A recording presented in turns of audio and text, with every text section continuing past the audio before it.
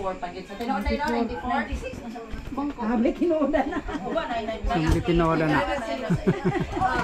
Basta kay 90 na si tatay. Sige. Lagi na sakto 94. Kaya naman siya tulog at tuloy nga gihatag siya kasama. Sige. Salamatan na to ang Ginoo no sa pwede man sa una maghatag-hatag. Muna nakanindot sa unang panahon kaya pwede hatag-hatag.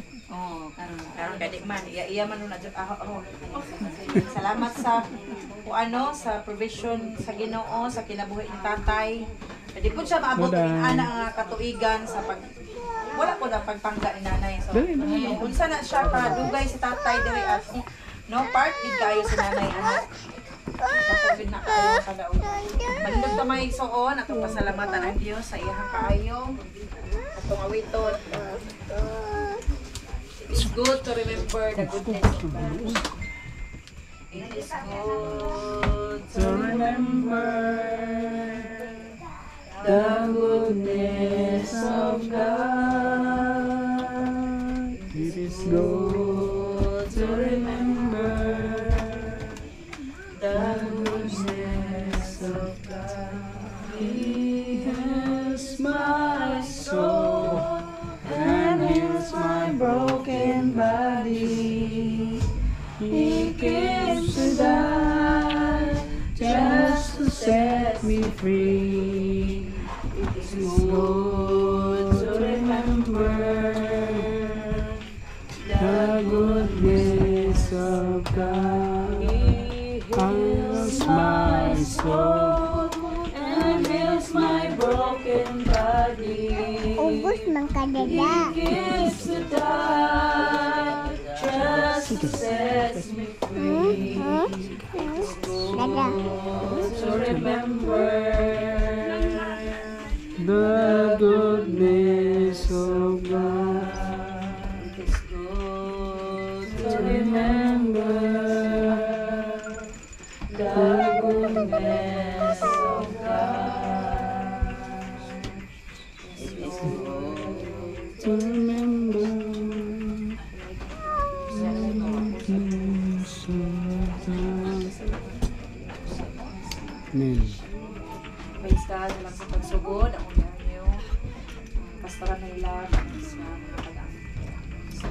Laygon ka Ginoo nini nga kagabion nagapasalamat kami da kanimo sa makanunayon nimong Lord God na pagtipig sa matag sa kinabuhi bisan pa nini nga pribilehiyo Lord. We are gathered Lord God in this place to celebrate your goodness O Lord God. Hallelujah. Salamat Ginoo nga limpyuhan mi nimo matag sa kanamo O Lord God mahimo kaming takos magaduol sa trono sa imong grasya O Lord God. Salamat sa fellowship sa Holy Spirit Lord God maga-move ka diri nga dapit in our midst. Thank you, Lord God, sa iyong pagkabuhaton nini nga serbisyo. Ang kandiday, pasalamatan, ikaw ang mapasidunggan, ikaw ang maisa, ikaw ang madayag, Lord God, sa kanunay. In the mighty name of Jesus Christ, ang pasalamatan ng gabi, Lord God. Amen and amen. Amen. Okay, magpahinom na ta, maglingkod ta. Piling kurang na dre, oh. Hatag ito. Sige mga bata, paglingkod mo diya sa kuan. Dali, dali. Sige. Di pa mo isa ka bangko, hatag na dito. Wishes and dreams at the head. Sige. Si Ante, ikaw dili mag-work. Dili na magkuhan. Exhortation. Sige. Di naman makadungog si tatay na ino kaayo. Sige. Sige mo na. Kanang tuta sa kuan.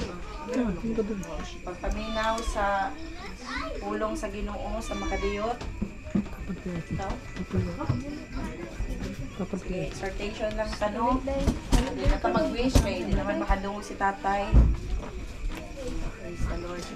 Malandong lang ta sa pulong sa Ginoo. Kung ihatag ang tanang panahon kuan mga Gina. Yung gabi sa atong tanan mga hinigugma ni tatay. Mali-mali. Salamat kayo sa kaygayonan nga yata karon naga-usa tungod sa gugma nga atong debate nga atong pinakaamahan, pinakapunuan sa atong mga kaliwat. No? So may lang pagbasa sa pulong sa Ginoo nga mao'y nagpakita nga niata karon aron sa paghiusa sa ulog sa birthday ni tatay, no? Ang pulong sa Ginoo makuha nato diha sa 1 Corinthians 13. Magsugod ka sa 1-4.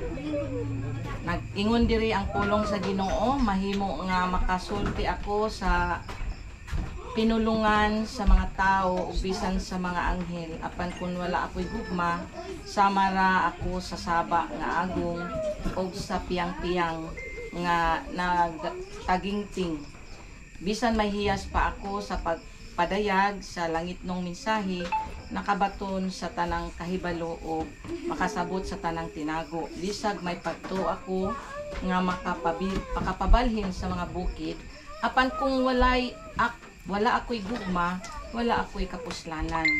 So bisag ipanghatag ko pa ang tanan nga ani akanako ug ipasunog ang akong lawas, apan kung wala ako'y gugma, wala kini kapuslanan. Last verse, ang gugma mapailubon ug maluluyon, dili kini masinahon o tig panghambog. Ang pulong sa Ginoo. So magampo ta kanimo Dios nga labing gamanan.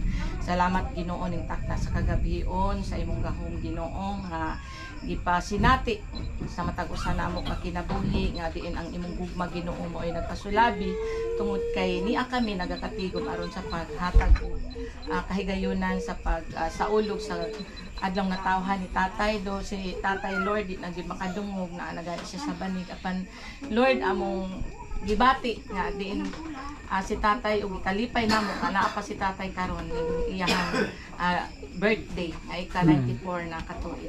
Salamat sa pag-atiman nimo God sa iyang kinabuhi nga maoy nagahatag